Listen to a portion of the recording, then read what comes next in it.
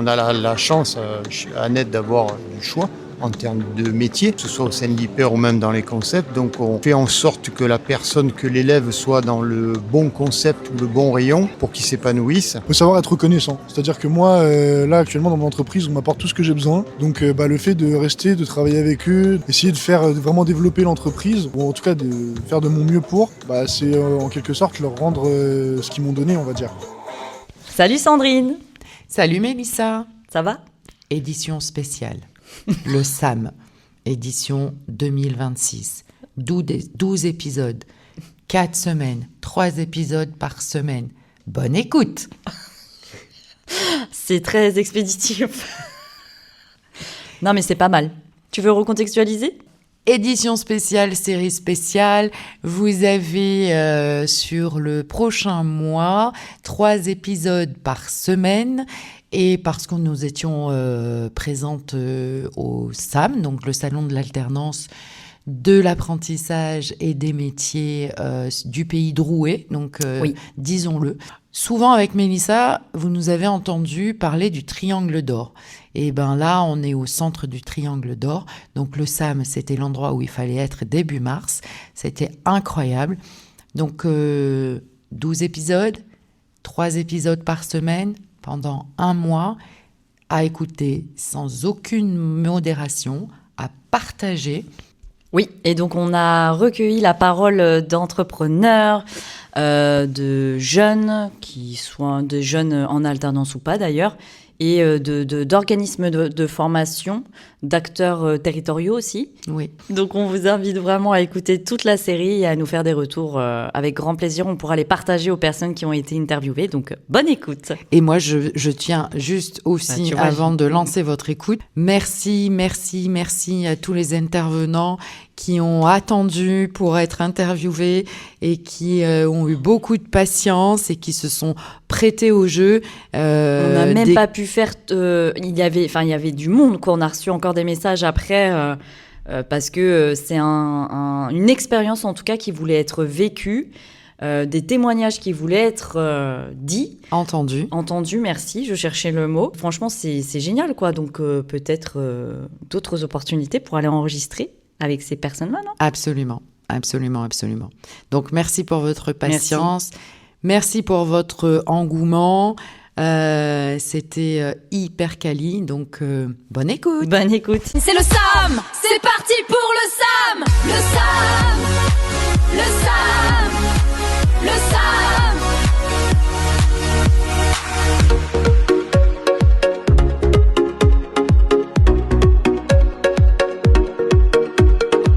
Bonjour à tous les deux. Oui. Moi, je suis trop contente de vous avoir avec nous pour cet épisode. Donc, on a avec nous Jean-Michel, qui est le directeur des concepts de Leclerc-Annette, et Lilian, qui est un alternant et qui travaille avec Jean-Michel, et que j'ai la joie et le bonheur d'avoir en cours, enfin pas tous les jours, mais d'avoir en cours à l'ESCCI à Évreux.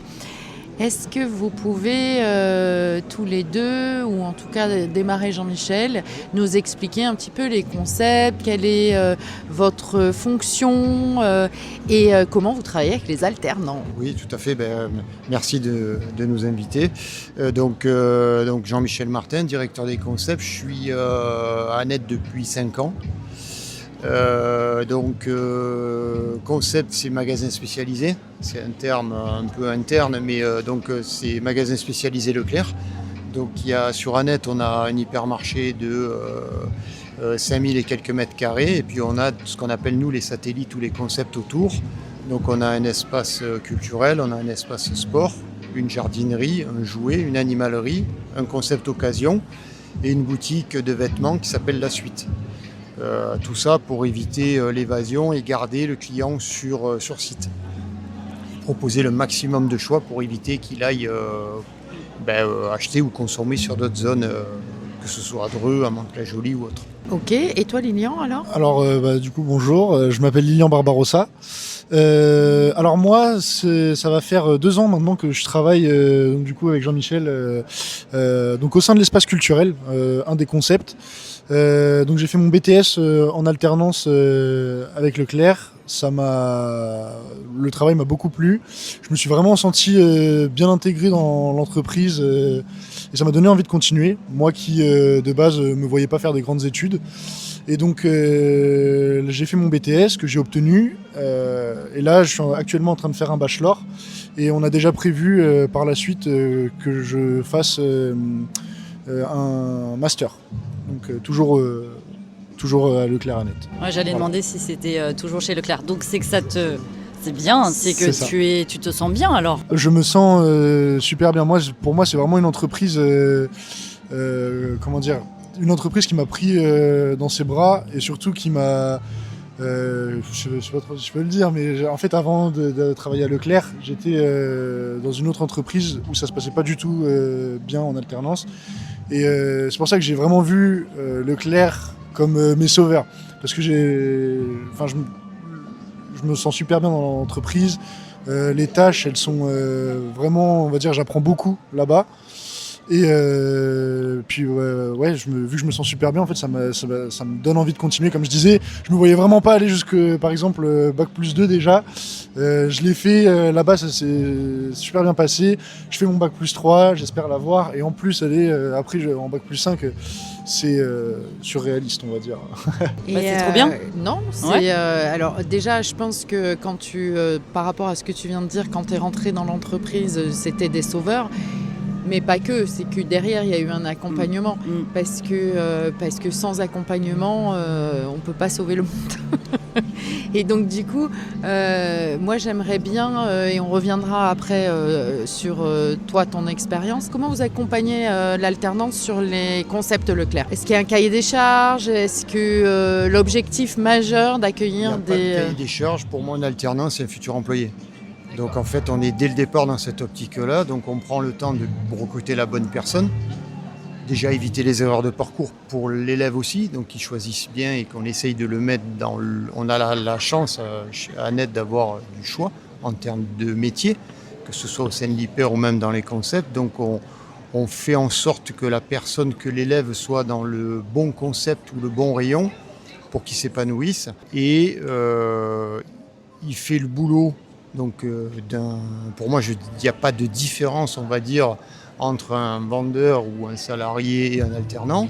Je dirais même qu'on est un peu plus exigeant avec les alternants qu'avec les vendeurs ou les salariés. Au-delà des tâches et des missions récurrentes, moi ce que je leur demande, c'est qu'ils mènent un projet pour eux déjà et pour la boîte. Donc en tant qu'étudiant, je leur demande de mettre une action commerciale en place marquante, la plus marquante possible pour nourrir leur dossier, mais aussi pour nous, pour l'entreprise. Et puis je pense que c'est ce qui leur est demandé au niveau de l'école. Et voilà, donc Lilian a commencé par exemple, a mis en place un jeu, c'était pour la Coupe d'Europe. Pour la Coupe d'Europe, des Nations. Donc il a mis en place un tournoi de PS. C'était sur la PS5. PS5, on avait fait une mini Coupe d'Europe et on avait fait participer les clients. Et donc c'est pour ça aussi que je voulais revenir. C'est vrai qu'au sein du magasin, ils nous empêchent en tant qu'alternants vraiment pas de proposer des choses. Et ça m'a beaucoup aidé pour mon diplôme, notamment parce qu'on avait des fiches à rendre. Et j'ai pu, grâce à Jean-Michel, organiser tout un tournoi de foot. Vraiment, j'avais fait comme la Coupe d'Europe en fait. Et j'avais présenté ça, on avait fait une super déco, le magasin était agencé pour ça. C'était génial, franchement génial. Et moi j'ai pris conscience en étant jury de BTS chez Formaflow. J'ai pris conscience, j'ai vu des élèves présenter des actions commerciales où c'était vide en fait, ils ne le vivaient pas, c'était pas du vécu, je me suis dit c'est pas possible, il n'a pas mené l'action, il n'est pas dedans. Et ça c'est super important parce que les auditeurs qui nous suivent depuis de nombreux mois maintenant savent que Manissa et moi on est des formatrices. Et aujourd'hui, il y a beaucoup d'entreprises qui recrutent des alternants et qui ne connaissent pas les attendus. du diplôme, etc. Donc ça crée effectivement des décalages. Et en même temps, est-ce que l'étudiant verbalise correctement, parce que lui il est en phase d'apprentissage, donc il n'a pas non plus la maîtrise de l'attendu dans les détails. Et c'est ça qui est hyper intéressant d'être jury, et c'est d'identifier les attendus. Et moi j'ai une question, alors je sais aussi pour être avec toi Lilian en cours qu'il y a une action commerciale qui se prépare au Leclerc, au concept pour ton dossier, et très bien. Mais moi j'aimerais juste, on parle beaucoup et je pense que c'est dans l'air du temps, comment on manage une Gen Z. Parce que nous, on est issus du monde de la grande distribution et on est des Gen X. Comment on manage ces Gen Z? Comment on les fidélise sur des métiers qui sont réputés difficiles, la grande distribution? J'ai pas de stratégie particulière, si ce n'est effectivement, comme disait Lilian, c'est de leur donner des choses intéressantes à faire, de l'autonomie, semi-autonomie. Avec du cadre, ouais. Avec du cadre. Donc quand ils mènent une action, on fait des réunions régulièrement pour voir comment ça avance, mais on fait pas le boulot à sa place ou à la place de l'étudiant, mais il y a un accompagnement. Après, il n'y a pas de stratégie ou de management différent, on s'adapte. Mais pour moi, j'ai pas de stratégie particulière sur la nouvelle génération. Dès lors que l'élève a envie et qu'il est demandeur, au plus il demande, au plus il aura. Alors moi j'ai envie de penser que les métiers de la grande distribution et la variété des tâches, et tu l'évoquais, c'est ce qui fait que, même si on a du mal peut-être à recruter, c'est ce qui fait que ça correspond plus à la Gen Z. Ils ont besoin de cadre, ils ont besoin de responsabilité et ils ont besoin d'autonomie. Et aujourd'hui, la grande distribution, c'est avec un bon manager qui connaît les attendus, ça peut effectivement réussir. Et en tout cas, ça a l'air de bien matcher pour Lilian. Ça c'est sûr, moi vraiment je suis super bien, c'est pour ça que quand là par exemple, vu qu'on allait changer, on voyait pour l'année prochaine à l'école, il nous disait de trouver une entreprise. Moi je croisais les doigts pour qu'on trouve quelque chose avec Leclerc. Ça s'est fait, et donc je suis super content maintenant. Et on va terminer le podcast avec les questions sans filtre. Celle-ci est pour vous. Donc ça c'est la catégorie. Une phrase qui fâche? Non. Alors il faut en baver pour réussir, non. Je suis pas forcément d'accord. Vous pouvez expliquer? Je trouvais qu'elle était pertinente vu ce que vous expliquiez tout à l'heure avec le fait de travailler en grande distri. C'est pareil, des fois, non, il suffit de trouver sa voie. Pas forcément en baver. On peut très bien trouver le bon poste, s'épanouir à ce poste-là. S'investir, oui. En baver, non. Ok, merci. Et à toi? Alors, la loyauté envers une entreprise, donc valeur ou illusion? Moi je pense que ça va être une valeur quand même, parce que je sais que surtout dans ma génération, on va dire, on est réputé pour être assez têtu, on va dire dans le monde du travail. Je sais pas si vous avez déjà vu sur TikTok, beaucoup les réseaux sociaux, ils font beaucoup de... ils font beaucoup ils rigolent beaucoup avec ça. Et donc oui, je pense que après c'est juste aussi une question de comment dire, faut savoir être reconnaissant. C'est-à-dire que moi là actuellement dans mon entreprise, on m'apporte tout ce que j'ai besoin. Donc le fait de rester, de travailler avec eux, de essayer de vraiment développer l'entreprise, on va dire, ou en tout cas de faire de mon mieux pour, c'est en quelque sorte leur rendre ce qu'ils m'ont donné, on va dire. Donc je pense qu'après voilà, tout le monde ne pense pas comme moi. Donc voilà. Donc voilà. Eh ben merci. C'était des réponses sans filtre. Ouais. Merci à vous deux. Merci à vous.